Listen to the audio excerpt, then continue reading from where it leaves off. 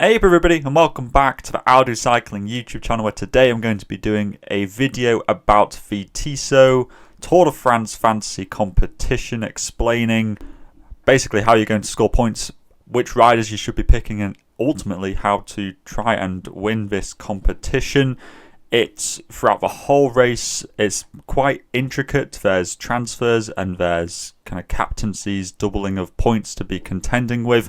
So I think ultimately the best place to start would be with the game rules. If you're not familiar with this competition, so you're going to select 8 riders. You have a budget of 120 stars to do so, and each rider is priced based upon how likely it is that they're going to score points, generally with the big favourites for the race or the big sprinters costing you more than some of the cheaper riders who may just be domestiques and helpers for their team leaders. To build your team, you obviously have 8 cyclists, but you are only allowed 5 all-rounders, 3 climbers, 3 sprinters and 3 leaders in your squad at any one time. That's just to stop people putting every single sprinter in their team for the first stage, which is likely to end in a sprint. If you're wondering about the stages, you find them on the right hand side of the screen. You can flick through them to see what kind of stages are going to be, and therefore what sort of riders you should be picking. If for each stage you can set a stage winner bonus, which means that any points scored in this first half of the scoring section are doubled. This is going to be really important to keep on top of it every day, and probably change it every day to be suited towards the rider which is most likely to be the best positioned for you on that day. If you want to change riders out, that will cost you 50 credits. You start off with 400. You see that in the top right hand side.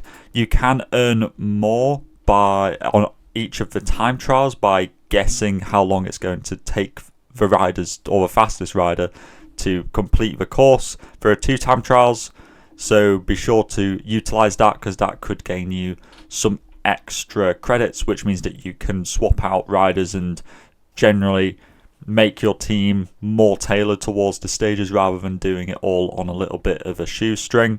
You can change your stage winner bonus so long as the stage hasn't started. We'll look at how you score points now. Obviously this is the so first through to whatever, 100th gets points. You get points for the intermediate sprints, the mountains classifications, the most combative rider on the day, and also interestingly kilometers in the breakaway. You get 1 point per kilometer, which is going to be really important, because if there is a breakaway and they win, well, you're going to be absolutely racking up loads of points. So it's important to really take these into consideration and think about those riders who are going to be in the breakaway. And then at the end of each day, obviously you have the general classification, so first place each day gets 50 points. The green jersey, the polka dots, the white jersey is also quite a good one of farming some points. If you get somebody who's in the white jersey but also in the yellow jersey competition, that's going to be a really good way of scoring lots of points. And then at the end you get the super combative rider gets 90 points. So if you think you know who it's going to be, sometimes it's quite obvious, somebody who's just been in the breakaway a lot, they will get an extra 90 points, but that's only on the last day that is awarded on stage 21. It's worth noting that the stage winner bonus does not double these. These are just a little extra that's added on at the end of each day. And also these points on the final stage are tripled and given to the person in their respective positions. So if you have the person who's winning the Tour de France on the last stage, they've crossed over the line, then they'll get 150 points for winning that. So that's kind of a scoring system. It can be a little bit complicated, but that's generally how it goes. Let's take a look at the rider pricings and give you a little bit of an idea, and I'll build a team just to give you an idea as to what I'm thinking for the first couple of days, let's say. So I'm not going to go through every single rider price, but obviously we got Pogacar and Vingegaard as the most expensive ones in the leaders. There's the 3 big sprinters of Milan, Merlier and Philipsen. You've got Van der Poel, who's very good for that first week. Evenepoel is eligible for the white jersey. He's a very good time trialist, so I'd say for stage 5 it's really important to have Evenepoel on your team and probably keep him in because he'll get a lot of white jersey points. You got Roglic is going to be the leader for Red Bull Bora Hansgrohe, although they do also have Lipovic, who's a little bit cheaper. Carapaz isn't actually in the race, so probably don't go picking him. You might want to pick Ganna just for the time trial and then set the stage winner bonus to him just to get those double bonus points. And other than that, we'll go through some categories. So the leaders are sort of, as the name suggests, are who the game thinks are going to be the leaders of these teams. You got like Vokolan, you get some cheaper ones, Tobias Hall and Johannesson. A lot of these guys be quite good for the stages in the first week, which end with small hills. Those will generally be quite good for these riders. Going and taking a look now at the all-rounders. These are ones who can kind of do a bit of everything. You got guys like Alaphilippe in here. They'll be very good for breakaways. Thibaut Nace will be very good for those short punchy climbs in the first week, as will Romain Gregoire. Hershey might well be a good one as well to be picking in that first week. Louis Barret, a little bit cheaper. 12 credits will be also a good choice in that first week. You have Bruno Amarai, who seems to get in the breakaways quite a lot, so maybe he could be good for that first week. You actually have Søren Valenskold here, who, although he's an all-rounder, is kind of more of a sprinter, so that could be another opportunity to get a sprinter in your team for the first sort of day. Speaking of which, let's take a look at the sprinters. Obviously, they got the big three, and then you kind of go down quite quickly in price. Some cheaper ones, if you wanted them, would be, you got Bauhaus at 15 stars, Bittner at 13 stars. What Demar, who I just went past, was 12 stars, and then there's also, I'd say, Paul Panoe at 10 stars would be another choice who's cheaper, and Jonier. So those are your cheaper choices that you could go with. And then lastly, you've got the climber category, who's more these are kind of more like domestiques, I'd say, but could also do good in breakaways, like Lenny Martinez, who's also eligible for the white jersey. Storer, Christian Rodriguez, Schmid actually would be good for breakaways too. So there's plenty of riders to be going at. I'm not going to go through all of them here. This is just a quick overview. Maybe I'll do more subsequent videos going through absolute best cheap riders or people who you should be having on your team.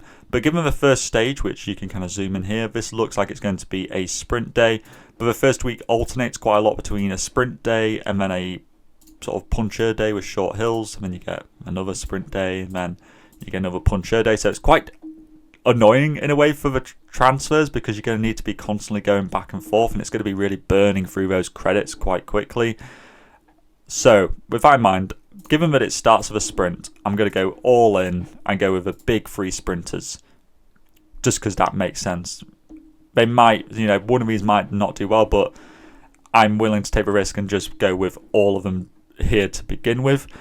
Then we're looking for some more cheaper riders, and I can't pick any sprinters because I've hit my quota of 3 sprinters. So in terms of all-rounders, I might go with Valenskold, like I said earlier, because I think he is a sprinter, even though he's classified as an all-rounder. I might start thinking forwards a little bit towards some of the punchy stages, where you're going to get riders who are, the punchers who are good on short climbs, like Alaphilippe, Thibaut Nace, would all be good choices to be going with. But I have actually spotted somebody else who is further down, who kind of is a sprinter, but hasn't been classified as one, and that's Alexis Renard. So I think I'm going to put him in. I also know that there's Louis Barret is a good puncher for that first week, so I'll put him in as well. Now I've got 24 stars left over, and I've got 3 all-rounders in, so I can have one more all-rounder, or I could put in a leader. I could put in somebody like Vokolan or Tobias Hall and Johannesson for that first week, and then I have 9 stars left over. Quite frankly, you can do this within my budget criteria, which can just give you essentially those riders who are within your list. And Tronchon actually is a good puncher as well. So this is kind of my team right now. It's very orientated towards that first stage with 1, 2, 3, 4, 5 sprinters, but I've got 3 punchers here who are set up nicely to take me into stage 2, and I'll likely start dropping in, you know, on stage 2 I might start putting in an Alaphilippe in here, a Tobias Hallen-Johannesson. Yeah, I might try squeezing Pogacar, but it's going to be a little bit tricky. I just want to try and keep some of these sprinters in so that I don't have to use up loads of credits transferring back and forth, back and forth.